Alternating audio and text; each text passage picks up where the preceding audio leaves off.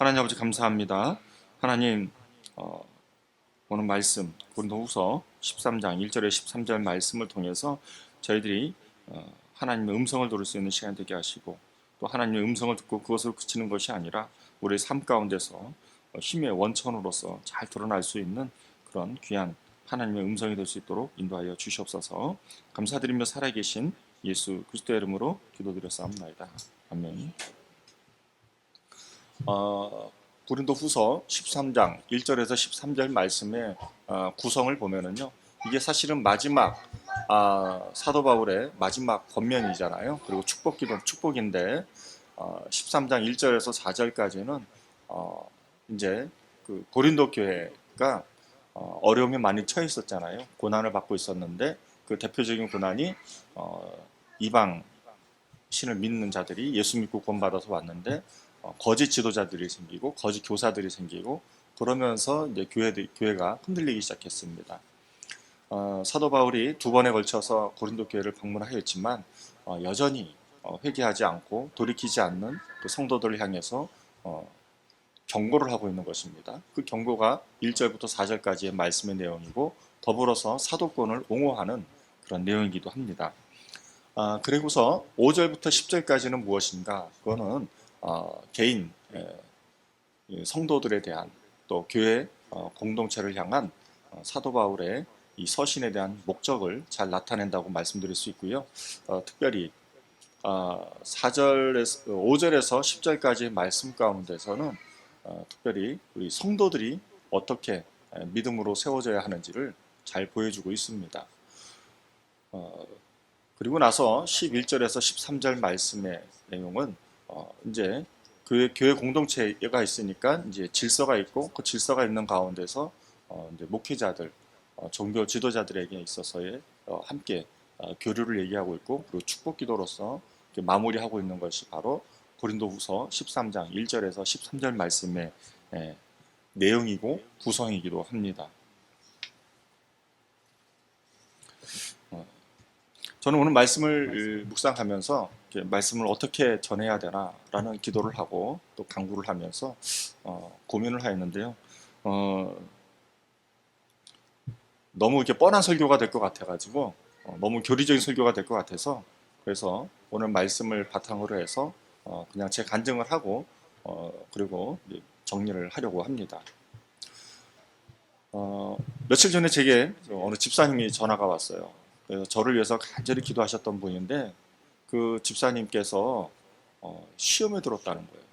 그래가지고 한 며칠간은 하나님한테 기도도 안 하고 때도 쓰고 막 그러셨다는 거예요. 그래서 왜 그런가 했더니 이제 제가 이제 대장 암 이제 초기로 이제 병명이 붙여졌는데요. 판정을 받은 겁니다.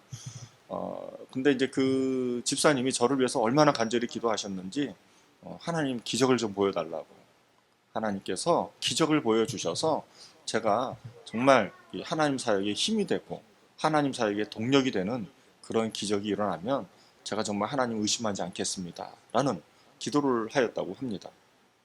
그렇게 해서 간절히 기도했는데 이제 처음에는 제가 선종이죠. 선종이 발견되었고, 그 선종이 암이 아니기를 위해서 우리가 간절히 기도했는데 정말 암이 아니었다라는 사실을 발견하고 나서 정말 그분이 하나님의 음성을 들었다고 입으로 이제 시인하고 고백한 거예요. 그런데 문제가 뭐였어요? 선정은 5cm인데 막상 내시경적 시술을 하다 보니까 1cm가 더 커진 거잖아요. 그래서 그 1cm가 더 커져가지고 그 1cm를 조직 검사를 했는데 이제 암적 요소가 있다 해가지고서 이제 대장암 판정을 받은 거잖아요. 그게 이제 대장을 잘라가지고 대장막을 보면은 크게 네 개로 구분을 하는데, 전문적인 건데 크게 네 개로 구분하는데 점층이 있고 정막 하층이 있고 뭐 근육층이 있고 뭐 그렇대요. 자세히는 모르겠어요. 그러나 이제 제가 점막 하층까지 암이 있을 수 있다. 이제 뭐 이래서 물론 이제 검사를 하면은 이게 안 나타날 수 있다고 하더라고요. 그런데 나이가 젊기 때문에 그거를 위 10cm, 아래 10cm에서 20cm를 드러내야만이 된다라는 그런 의사의 진단이 있었고, 또 소견이 있었고 수술을 해야 한다라고 권유를 하였습니다. 어쨌든 이러한 내용으로 인해서 그 집사님이 시험에 들어가지고 어, 한 이틀 동안 저한테 연락도 안 왔어요. 그러다가 이제 저는 정신이 없어서 한 분 한 분에게 전화를 드릴 수 있는 상황은 아니었거든요. 그랬더니 그분이 또 다시 전화가 왔어요. 목소리는 밝은 모습이었지만 몹시 혼란스러워하고 당황스러워하는 그런 집사님의 모습이었어요. 그래서 제가 집사님이 제게 목사님 많이 힘드시죠라고 저를 위로하시길래 제가 그랬어요. 뭐 제가 한 2, 3주 동안 뭐 이렇게 건강검진 받고 또 대장 내시경 검사도 하고 또 시술도 하고 정말 정신이 없이 왔어요. 어떻게 여기까지 왔는지도 모르겠어요. 그런 상황과 환경 가운데서 제가 지난주 컬럼에도 썼지만 하나님께서 정말 놀라운 일을 하셨다라는 거예요. 오늘자 컬럼이죠. 예. 오늘자 그 주보에 나오는 컬럼인데 그 컬럼에 제가 그 내용을 소개를 했어요. 하나님께서 드라마틱한 기적은 없는데 정말 하나님께서 기적을 보여주셨는데 잔잔한 기적을 보여주셨다고 제가 얘기를 했어요. 그랬더니 이제 그분이 귀를 쫑긋 여시는 거예요. 그래서 제가 그 집사님에게 이렇게 세 가지의 하나님의 잔잔한 기적을 제가 설명을 해드렸습니다. 첫 번째로 하나님께서 제게 베풀어 주신 기적이 뭔가? 그것은 몰랐던 거를 새로 알게 한 거예요. 그게 뭐냐면 선정이죠. 선정을 통해서 대장 내시경을 통해서 선정을 발견하게 하신 것. 그게 암이 아니었다라는 것을 통해서 제가 놀라지 않고 당황하지 않게 하나님께서 그렇게 기적을 베풀어 주셨다는 겁니다. 그리고 두 번째로는 두 번째 기적이죠. 그거는 이제 그 수술하는 담당자가 수술하는 담당 그 전문 교수가 얘기를 한 건데요. 제가 그 선종의 위치가 항문에서 25cm라고 합니다. 근데 대장을 보면은 이렇게 굴곡진 곳이 있대요. 그 굴곡진 곳에 이게 선종이 발견된 거예요. 근데 보통은 굴곡진 곳에 그런 것이 발견이 안 된대요. 그러면서 그분이 한 얘기가 뭐냐면 불행 중 다행이라고 하는 거예요. 그 굴곡진 곳을 제거를 하면 되기 때문에. 그래서 그게 왜 불행 중 다행인지 모르겠는데 전문가 입장에서는 보통은 직장이나 이런 게 생기는데 그게 되게 까다롭고 어렵다고 그러나 봐요. 근데 이건 굴곡진 곳이어서 위로 10cm, 아래 10cm로 이렇게 수술하는 게 뭐 그래도 좋은 편이라고 얘기를 하더라고요. 위치가 너무 좋다라는 거예요. 그러니까 위치로 인한 기적이 있는 거죠. 그리고 이제 세 번째로의 기적은 뭐냐? 세 번째의 기적은 하나님께서 부족한 제게 이러한 것들을 통해서 제가 말씀을 드렸잖아요. 제가 대구에서 간절히 기도했더니 하나님께서 응답을 주셔가지고 그래서 이제 그 응답 가지고 저는 마음 편안하게 있었는데 상황은 뭐 하나님께서 도와주시는 상황 같지는 않아요. 왜 상황이 더 안 좋아지지? 뭐 이러면서 저는 정신없이 보내고 있는데 세 번째 기적이 무엇인가? 세 번째의 기적은 저는 이렇게 생각을 했습니다. 하나님께서 적어도 이게 말기가 될 수도 있는 거거든요. 근데 암 초기라는 건데 초기도 그냥 초기가 아니라 발견되지 않는 초기. 암적 세포가 발견되지 않을 수 있는 초기. 그래서 제가 나이가 젊기 때문에 수술해야 한다는 거예요. 저는 여지껏 나이가 젊다라고 생각을 해본 적이 않았어요. 굉장히 나이가 늘 많다라고 생각을 했지 젊다라고 생각을 해본 적이 없는데 제가 젊기 때문에 수술을 해야 한다는 거예요. 여러분들은 안 믿으시는데 저도 안 믿었는데 그 전문 의가 한 얘기예요. 근데 무슨 말이냐면은 나이가 젊을수록 암이 생기면 이게 전이가 굉장히 빨라진대요. 그런데 나이가 예를 들어서 70이 넘어가면은 암이 생겨도 그냥 냅둬 버린대요. 왜냐하면 전이도 안 되고 전이가 돼봤자 거기서 거기래요. 근데 저는 나이가 젊다라는 거, 50대 초반이라는 거 여기에 강조점을 굉장히 많이 두더라고요. 그렇구나. 이게 나이가 젊기 때문에 요 암적인 요 선종을 제거한 위치를 위에서부터 포괄적으로 드러내게 되면 어, 물론 이제 장이 좀 줄어드는 불편함은 있겠지만 그게 불안함을 가지고 살지 않는다는 거죠. 그러니까 암적인 요소, 암이 재발할 수 있는 게 많은데 적어도 그러한 것들을 두려워하거나 불안해하지 않으면서 살아갈 수 있다라는 거예요. 저는 그걸 통해서 배우게 된 게 뭐냐면 하나님께서 이걸 통해서 저를 무병장수가 아니라 이걸 경고로 한번 주시면서 되게 오래 살게 하시려고 하는가 보다 그런 생각이 좀 들었습니다. 여러분들은 만약에 암이라는 선고를 딱 받으면 어떤 생각이 드실까요? 저는 아무 생각이 없었어요. 의사가 제 눈을 쳐다보면서 뭐 이런 사람이 다 있나라고 얘기를 하면서 얘기를 하더라고요. 설명을 해도 무슨 말인지 모르겠어요. 너무 이렇게 스트레스가 많이 되고 긴장이 되고 경직되다 보니까 이게 무슨 말인지는 이해를 하는데 그게 무엇을 의미하는지는 잘 몰랐거든요. 암이라고 얘기를 해도 그게 암 코드를 바꾸니까 그게 뭐 어떤 변화가 일어나는지 모르는데 1차적으로는 돈을 병원비를 많이 안 내는 좋은 것도 있는데 그 두 번째로는 그게 뭐가 이게 뭐 그냥 수술하면 된다고 하니까는 그냥 그런가 보다 생각을 했는데 그게 아니라 그 암이라고 하는 것이 아직 실제적으로 제가 와닿질 않아 가지고 제가 잘 몰라서 그런 거지만 어쨌든 이 암을 통해서 굉장히 나라에서도 그 건강보험공단에서도 굉장히 집중하는 그런 병이라는 것을 조금씩 실제적으로 체험하고 느끼고 있습니다. 더불어서 저는 제가 원래 예배 시간에는 화장실을 잘 안 가요. 미리 준비하고 말지. 근데 요새는 무슨 신호만 오면은 불안해. 무서워요. 왜냐하면 혹시라도 이제 혈변이 나올까 봐. 그러면 이제 응급실 바로 가야 한다고 하니까. 그래서 그런 늘 이렇게 긴장하면서 무서워 떨면서 살 수밖에 없는 그런 환경에 있습니다. 저는 이러한 환경 가운데서 쉽게 말하면은 이거를 이제 고난에 처한 거잖아요. 고난에 처한 상황과 환경 가운데서 제가 제 자신을 다시 한번 되짚어보는 점검하는 시간을 가져보게 되었습니다.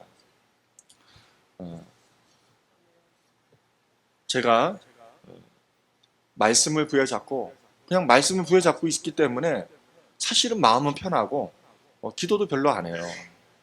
말씀도 별로 안 봐요. 그냥 목회자들이 보는 성경을 통해서 말씀 연구를 할지언정 제가 뭐 이렇게 성경책을 막 계속 본다거나 뭐 이런 건 아니었거든요. 근데 제가 한 번을 예배를 드려도 전부를 다해서 목숨을 걸어서 한 번을 드려도 예배를 잘 드려야 되는 게 중요하다라는 생각을 했었는데 요새는 제 마음 가운데서 어떤 게 되냐면은요. 저는 고난에 처한 사람이에요. 그런데 제 마음 가운데서 정말 매일매일 그 찬양이 끊이질 않는 것을 경험하게 되었습니다. 어, 놀라시지도 않는데요. 저는 제 안에 별로 이렇게 제가 찬양을 많이 듣는 편도 아니었는데 그냥 요새는 그냥 제가 집중하기 위해서 하나님께 초점을 두기 위해서 제가 찬양을 많이 이제 종종 부르기는 하지만 정말 요새 제 안에 계속해서 찬양이 흘러나오는 거예요. 보혈의 능력 찬양도 있고요. 또 어, 천국을 또 동양하는 그런 신앙인의 모습처럼 제 안에 찬양이 계속해서 흘러나오는 경험을 하게 됩니다. 또 제가 혹이라도 또 불안하거나 두려운 마음이 들 때가 있으면 이사야서 41장 10절 말씀을 통해서 제가 체험한 하나님께서 말씀을 통해서 제게 체험케 하신 그 말씀 도와주리라 그 말씀을 부여잡고 있기 때문에 제 마음 가운데서는 크게 요동함이 없었습니다. 그런데 어제 요동함이 있었어요. 어제 어떤 요동함이 있었냐고요? 그것은 어제 제 아내하고 잠깐 대화를 할 때가 있었는데 이 암이 무서운 거를 제게 얘기를 한 거예요. 암이 왜 무서운지. 암이 왜 무섭냐면 왜 무서운지 아세요 혹시? 예. 암이 무서운 거는 재발하는 것 때문에 무섭다는 거예요. 암이 이렇게 치료가 되어도 2년 안에 다시 암이 발견이 되는 경우가 종종 있다고 합니다. 그래서 암이 무섭다고 하는데 그 재발이라는 단어가 제 마음 가운데 확 박히면서 제 마음 가운데서 계속해서 요동함이 일어나더라고요. 어, 죽는 건 무섭지가 않은데 죽어가는 과정이 무서운 거죠. 어, 죽을 준비는 항상 돼 있거든요, 목회자들은. 근데 고통을 겪는 그런 과정들이 힘겨운 거잖아요. 그거를 신앙으로 이겨내고 극복해 나가는 과정들이. 그런데 이 불안의 근원이 무엇인가라고 계속해서 점검하면서 기도하면서 하나님께서 이제 제가 잠자리 들기 전에 하나님 저 이대로 자다가는 잠 못 자고요. 뜬 눈으로 밤샐 것 같아요. 하나님 이거 어떻게 좀 해줘야 되는 거 아니에요? 그랬더니 하나님께서 제 마음 가운데 어, 불안하고 두려운 마음과 제 믿음과 분리시켜서 제 마음을 더욱더 견고하게 하시고 믿음을 통해서 그 불안과 두려움에 대해서 막연한 거잖아요. 알 수가 없기 때문에 두렵고 불안한 거잖아요. 그것조차도 하나님께서 통치하시고 다스리신다는 사실을 상기시키면서 제 마음 가운데 믿음이 더욱더 지켜지는 그런 경험을 하게 되면서 그냥 제가 제일 먼저 잤어요. 그리고 제일 깊이 자고 눈 떴어요. 그 얘기는 무슨 말이냐면은 저는 되게 찬양과 또 믿음을 지켜가면서 하나님께 소망을 두면서 하루하루 살아가고 있다는 것입니다. 물론 육체적으로는 지치고 피곤함이 있습니다. 어, 내시경적 시술을 했는데 어, 되게 그 이후로 몸이 많이 좀 지치는 것 같아요. 또 날씨가 또 더운 날씨이기도 하고. 그래서 제가 자꾸 삼계탕을 먹으려고 했더니 맨날 삼계탕이냐고 그래가지고 삼계탕도 매일같이 못 먹지만 그러나 이제 기력을 빨리 회복해서 일상적인 생활을 유지하려고 하는 제 노력인데요. 어, 제가 여러분들에게 오늘 이 시간을 통해서 제 간증을 통해서 여러분들에게 나누고 싶은 것은 핵심은 뭐냐면 우리가 고난 당할 때 우리가 고난의 원인을 분석하잖아요. 저는 고난의 원인을 분석하지 않았어요. 이 고난이 어디서 왔지? 이런 거 생각하지 않았어요. 우리가 어려움에 처해 있을 때 우리가 어려움을 분석을 하는 경우가 많은데 저는 그렇게 생각하지 않았습니다. 아, 제 믿음이 훌륭해서 그런 거 아니라고 말씀드렸잖아요. 제가 여러분들처럼 성경책을 많이 읽고 또 기도도 많이 하고 그런 사람 별로 아니에요. 그럼에도 불구하고 제가 고난을 처했을 때 고난에 대한 제 마음가짐은 뭐냐면 아 매일매일의 믿음 생활에 있어서 신앙 생활에 있어서 흔들리지 말아야 되겠다. 제가 믿음에 굳건하게 서 있는 모습이 중요하겠구나라는 그런 마음이 들었다는 것입니다. 우리가 믿음 가운데 굳건하게 서 있는 것이 무엇입니까? 끊임없이 우리의 믿음을 어지럽히는 요소들이 있잖아요. 때로는 돈 문제가 있을 수 있고요. 또 때로는 우리 어떤 연약한 육체의 모습일 수 있고요. 또 때로는 관계일 수 있고요. 또 때로는 우리 자녀 문제일 수 있고요. 또 때로는 그 외에 저희가 예상치도 못한 문제들, 또 진로 문제라든지, 또 청년들은 결혼 문제라든지, 또 진학 문제라든지 여러 가지 문제들이 있지 않겠습니까? 그런 문제들에 대해서 거기에 초점을 두게 되면은 우리의 믿음은 큰 파도를 만난 것과 같아요. 그러나 거기에 분석을 두는 것이 아니라 우리의 믿음을 점검을 하고 계속해서 우리의 믿음이 흔들리지 않기 위해서 끊임없이 우리 자신을 점검해야 한다는 것입니다. 또 그러한 점검 가운데서 공동체를 섬겨야 한다는 것이죠. 공동체 내에 문제들이 있음에도 불구하고 문제들을 덮으면 안 되겠죠. 공동체에 있어서의 문제가 근원이 무엇입니까? 그것은 평화가 있어야 되는 거예요. 성도와 성도들 간에 평화가 있어야 한다는 것입니다. 저도 계속해서 기도해요. 우리 교회에 나오지 않는 성도님들을 향해서 빨리 온전한 회복이 일어날 수 있게 간절히 기도하는데 그거는 뭐에 그러냐면 오늘 말씀에 기초해서 그런 거예요. 교회 공동체 내에는 평화가 있어야 되고 그 평화 때문에 교회가 생명력이 회복이 되어져야 되는 거거든요. 저는 얼마 전에 굉장히 충격적인 소식을 들었어요. 제가 아까 말씀드렸잖아요. 우리가 뭔가 고난에 닥쳤을 때 고난에 집중하면 어떤 결과가 생기는가. 저 아는 분이 제 아는 아는 분의 동생분이신데 그 동생분이 사업을 하시는데 빚을 많이 졌는가 봐요. 그래가지고 그 빚 문제 때문에 어려움을 겪고 있다가 그분이 극단적인 선택을 시도를 하였다고 합니다. 그나마 극단적인 선택을 시도를 하였을 때에 그분이 뭔가 불안감을 가지고 그래서 방문을 하였는데 그때 발견을 한 거예요. 그래가지고 병원에 응급처치하고 그러면서 기사회생한 그런 소식을 듣게 되었습니다. 사랑하는 성도 여러분, 사랑하는 동역자 여러분, 우리가 고난에 집중하면 우리는 그럴 수밖에 없어요. 그거는 오늘 말씀처럼 점검하는 게 아니에요. 믿음은 문제에 초점을 두고 점검하는 게 아니거든요.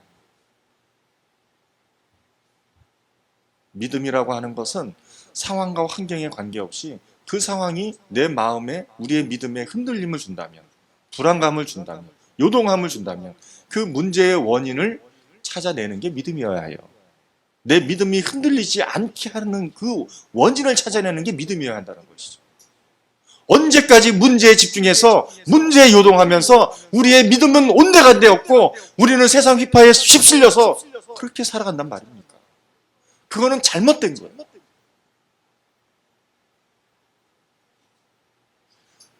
그러고서는 와서 저는 믿음이 없는 것 같아요. 믿음이 없는 게 아니라 믿음의 시선을 잘못 둔 거예요.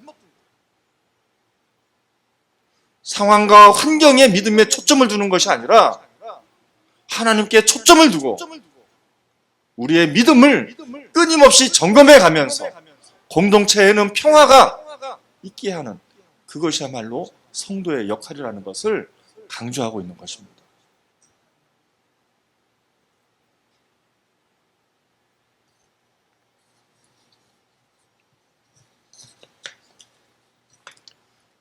제가 남의 거 다 도용할 수 없어서 제 거 말씀드린 거라고 말씀드렸잖아요.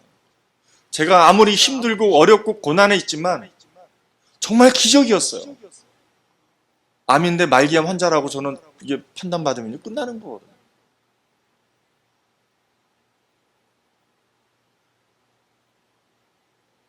저는 암 환자인데도 불구하고 하나님께서 제게 베풀어 주신 기적은 그 문제에 초점을 두는 것이 아니에요. 끊임없이 하나님께서 제 믿음을 점검을 하게 하시면서 믿음이 흔들릴 때마다 흔들리게 된 원인을 하나님께서 깨닫게 해주시는 거죠. 생각나게 해주시는 거죠. 그래서 끊임없이 믿음을 점검해 가면서 하루하루 맡겨진 삶을 더 가치 있게 집중하면서 살아가려고 하는 것이 중요하다는 것입니다. 그렇다고 육체적으로 아니냐 힘들어요. 피곤하고 수시로 화장실 가야 하고 그런 불편함이 있습니다. 그럼에도 불구하고 제 믿음의 소망은 어디다 두는 겁니까? 암에다 두는 겁니까? 수술하는 거에 두는 겁니까? 그렇지가 않아요. 하나님께 소망을 두는 것이죠. 그 소망을 두고 매일매일 살아가는 게 그게 진리 위에 세워진 신앙인의 모습이고 그걸 통해서 선한 행실의 모습이 드러나는 거예요. 그게 오늘 말씀의 내용이거든요. 다시 한번 바라기는 저와 여러분이 우리의 믿음을 잘못된 활용의 도구로 쓰시면 안 된다는 거예요. 예수님께 초점을 둬야지. 왜 문제에 초점을 둡니까? 그건 잘못된 거예요.